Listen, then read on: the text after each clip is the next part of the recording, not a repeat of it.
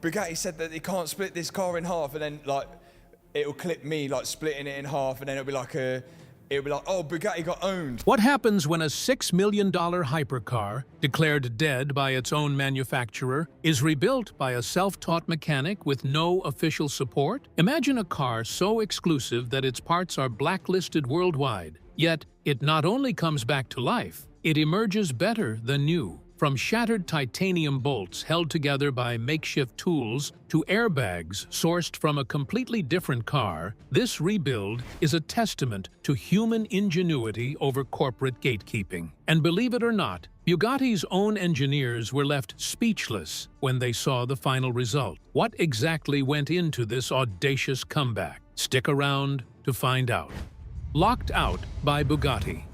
When Matt Armstrong first laid eyes on the wrecked Bugatti Chiron Pur Sport, he faced more than just a twisted frame and shattered components. This was a car that had been written off and blacklisted by Bugatti itself. After a devastating crash damaged the front end, airbags deployed, and the chassis took severe hits, Bugatti quoted a staggering $1,700,000 for a factory repair. The owner declined, and Bugatti made a hard choice, refusing to sell any official parts or service for this particular car. Effectively, Bugatti locked the car's vehicle identification number, or VIN, making it nearly impossible for anyone to source genuine parts anywhere on the planet. This wasn't just a business decision, it was a statement. The manufacturer essentially said, "Fix it our way, at our price, or don't fix it at all." This unprecedented move left the hypercar community stunned and raised a host of questions about ownership, repair rights, and the limits of manufacturer control. To understand the weight of this blacklist, consider the rarity of the Chiron Pur Sport itself.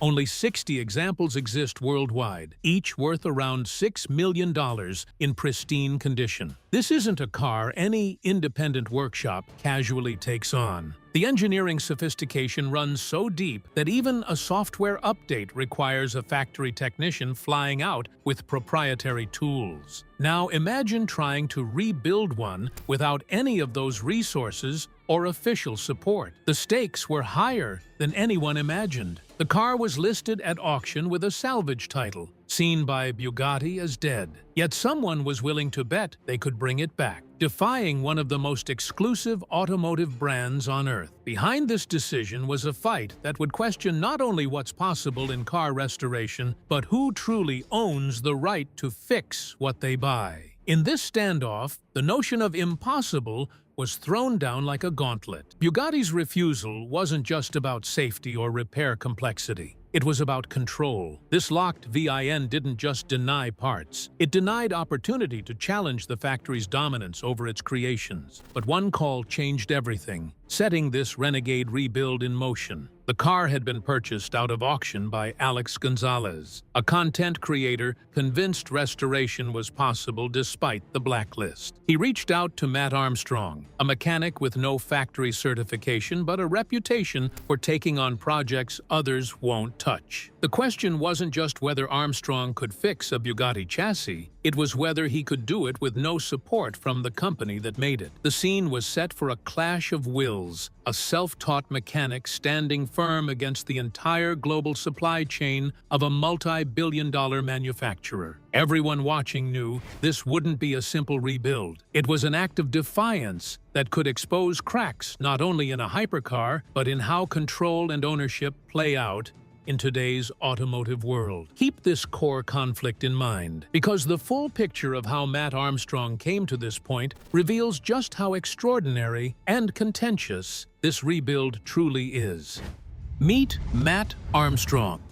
Before diving deeper into the rebuild itself, it helps to understand the man behind the wrench. Matt Armstrong is not your typical mechanic. He's from Leicester, England, describes himself as self-taught, and doesn't claim any factory-backed certifications. Unlike specialized technicians designed to work on a single brand, Matt approaches every project with a mix of instinct, education from experience, and a stubborn determination that's quickly earned him millions of followers online. His YouTube channel showcases restorations that most workshops wouldn't even attempt, attempt. Ferrari, Lamborghini, Bentley, and now Bugatti. His portfolio reads like a gallery of some of the most complex cars on the planet. Yet, Armstrong operates without the high-tech facilities or exclusive parts supply chains many might assume are necessary. Instead, he relies on ingenuity, creativity, and often old-school methods like angle grinders and hand fabrication. When Alex Gonzalez contacted Armstrong with the idea of rebuilding a written-off Chiron per Sport, it wasn't a straightforward pitch. This was a car blacklisted by Bugatti, with a shattered gearbox housing and extensive structural damage. Most mechanics would have walked away after a single look, not Armstrong. He saw potential where others saw only a write-off. The rebuild wasn't just about fixing a car. For Armstrong, it was a personal challenge, proving that expert skill doesn't always require official certification, and that with enough resourcefulness, no project is truly impossible. His approach is less about following factory manuals and more about adapting, learning on the fly, and pushing limits. This made him the perfect person to tackle a project Bugatti itself refused to entertain. The automotive world reacted with surprise and skepticism when Armstrong announced he was taking on the rebuild. Comments on social media ranged from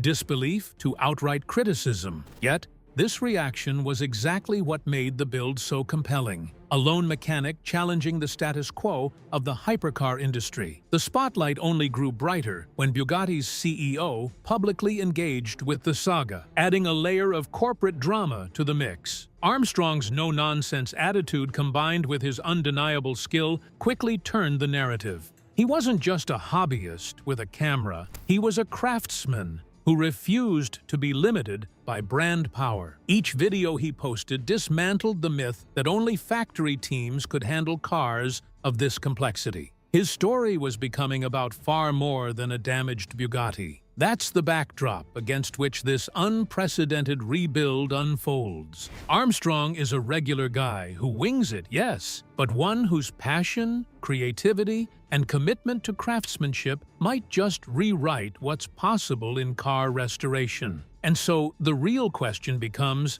how did he start turning this damaged hypercar into something extraordinary?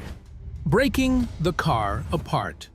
The first major hurdle wasn't just assessing the damage, it was physically separating the car's core components for repair. The Bugatti Chiron Pour Sport is a mid-engine masterpiece with a carbon fiber monocoque held together by 14 titanium bolts. Removing the front section from the rear drivetrain frame is a job normally reserved for specialists at Bugatti's high-tech factory in Molsheim, France. Proprietary tools and robotic precision make it near impossible for a typical workshop to attempt. Bugatti insisted that, without their specific equipment, splitting the chassis safely was out of the question. But Matt Armstrong wasn't deterred. Alongside his father and his team, he managed to separate the car using a two-post lift, the wheeled base of a garbage can, and a handful of scraps from his workshop. The very image of a $6 million hypercar split apart using such humble tools defied every expectation.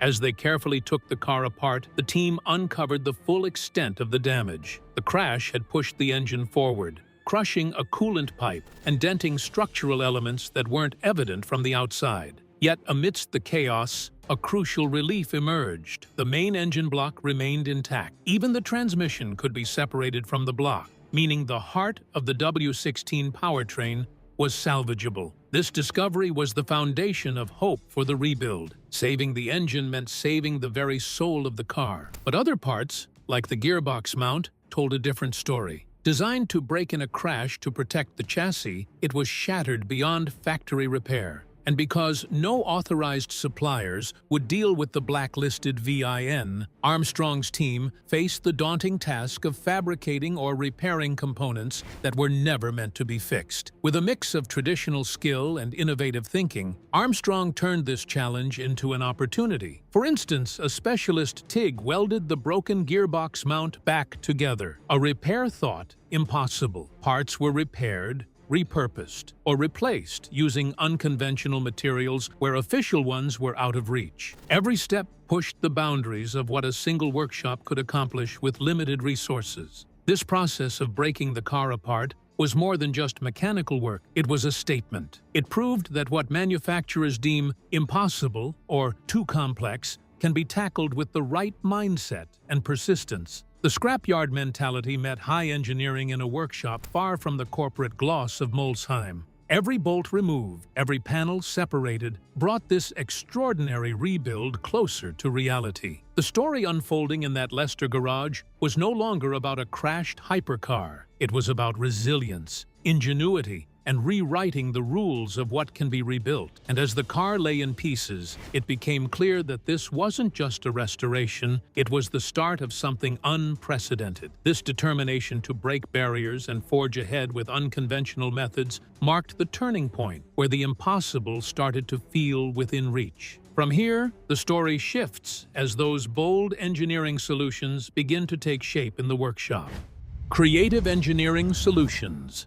Facing a global parts blacklist and a locked vehicle identification number, Matt Armstrong and his team had to get inventive. Official Bugatti components were off-limits, and the factory declined to assist in any capacity. This forced Armstrong to think unconventionally, turning to alternative materials and off-the-shelf solutions to replace highly specialized parts. It wasn't a compromise born of laziness, it was resourcefulness, driven by necessity. One striking example was the coolant overflow pipe, which had been pinched and crushed in the crash. Without access to an official replacement, the team fashioned a workaround using rigid brake hose. This was a far cry from the expensive factory parts that would normally be fitted, yet it performed its function perfectly. Small but critical fixes like this kept the project moving forward despite the restrictions. Another ingenious repair came with the gearbox mount, designed by Bugatti to deliberately brake in a crash to redirect forces and protect the chassis. This part was shattered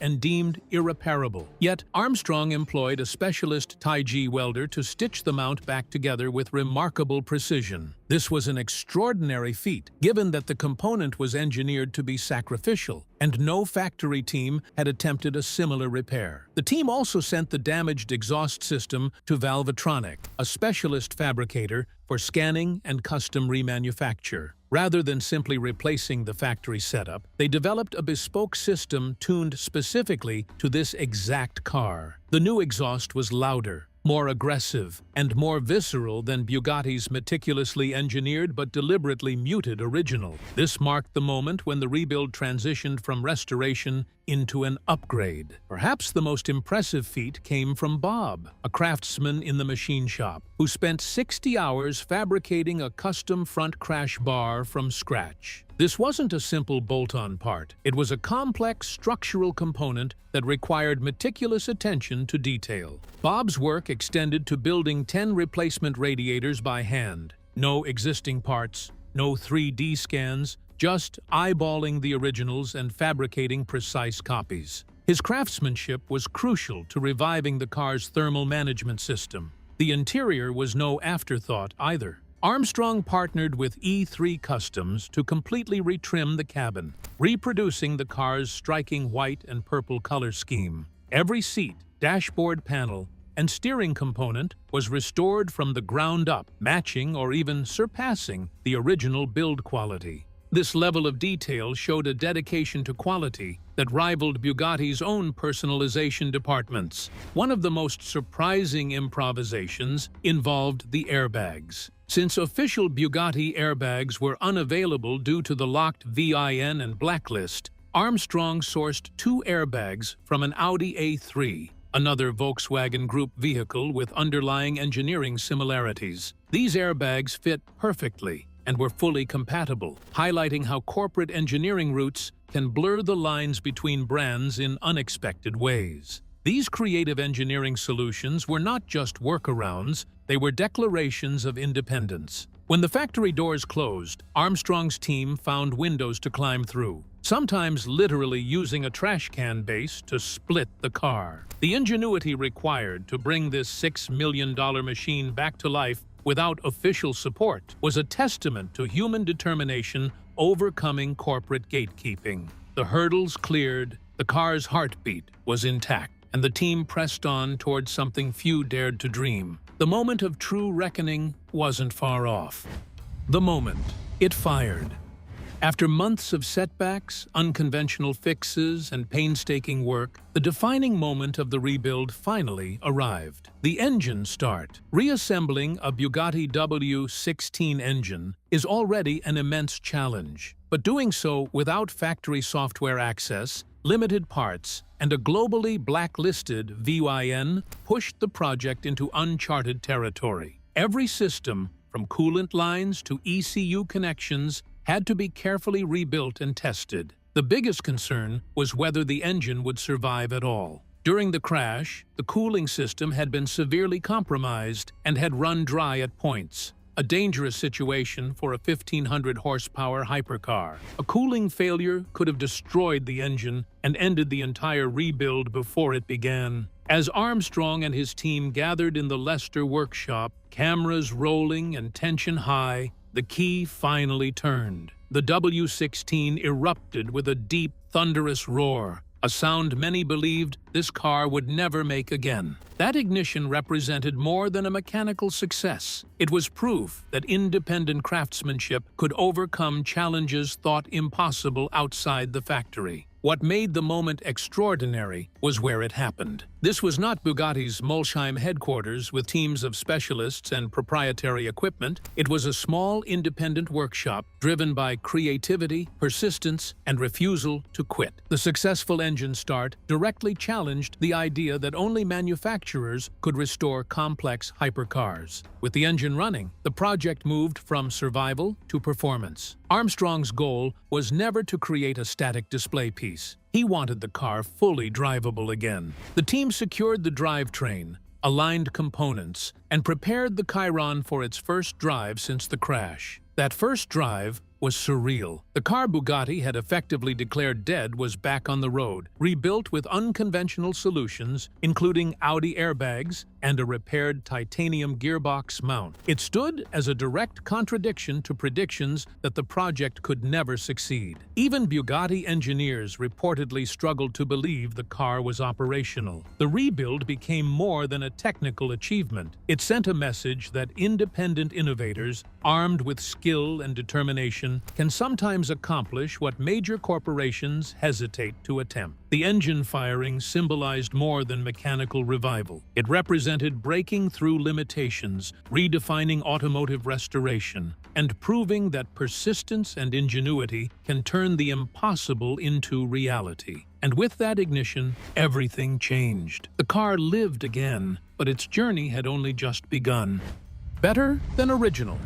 By the time Matt Armstrong's Bugatti Chiron Pur Sport was back on its wheels, the rebuild had become more than a restoration. It was an evolution. Several components were upgraded beyond factory specifications, showing that independent craftsmanship can sometimes rival or even surpass original engineering. One of the clearest examples was the custom Valvetronic exhaust system. Unlike the restrained factory setup designed around regulations, the bespoke exhaust delivered a louder, more aggressive sound that gave the hypercar a distinct personality. The interior also received a complete transformation. Working with E3 Customs, Armstrong recreated the car's signature white and purple theme through a full retrim of the cabin. Every panel, seat, and steering component was rebuilt with exceptional attention to detail, creating a bespoke interior that honored the Bugatti's heritage while reflecting its unusual journey. Critical mechanical systems were also improved. Bob, the machine shop craftsman behind the project, hand-fabricated all 10 radiators needed to cool the W16 engine. Rather than relying on standard replacements or temporary solutions, each radiator was built to exacting standards to handle the extreme thermal demands of the car. The result arguably matched or exceeded the quality and durability of the originals. The gearbox mount represented another leap beyond simple repair. Originally engineered to fail during an accident for safety reasons, the damaged mount was 3D scanned, recreated in CAD, and CNC machined into a stronger replacement. Instead of patching the issue, Armstrong used the opportunity to improve the design itself, demonstrating how independent rebuilds can innovate outside factory limitations. The project also challenged assumptions about factory-built exclusivity. Manufacturers must balance engineering with costs, regulations, timelines, and brand image. Armstrong operated without those restrictions, relying on creativity and improvisation to solve problems in unconventional ways. From adapting Audi airbags to engineering fixes for brake hose cooling, the rebuild showed how passion and ingenuity can overcome barriers that often seem untouchable. What made the story even more significant was its wider impact on the industry. Bugatti eventually lifted the car's parts blacklist and reduced its repair estimates, quietly acknowledging that the rebuild was possible after all. Armstrong's work exposed the idea that hypercar complexity is not always as inaccessible as manufacturers imply. In the end, the project was about more than rebuilding a $6 million Bugatti. It became a statement about ownership, innovation, and the right to repair. Armstrong proved that determination, technical skill, and resourcefulness can rewrite the limits of what even the world's most exclusive machines can become. Matt Armstrong's Bugatti rebuild shows that passion and ingenuity can overcome even the toughest barriers. From blacklists to factory refusals, he proved that impossible is just a challenge waiting to be met. If you found this story as incredible as I did, make sure to like and subscribe for more groundbreaking automotive tales.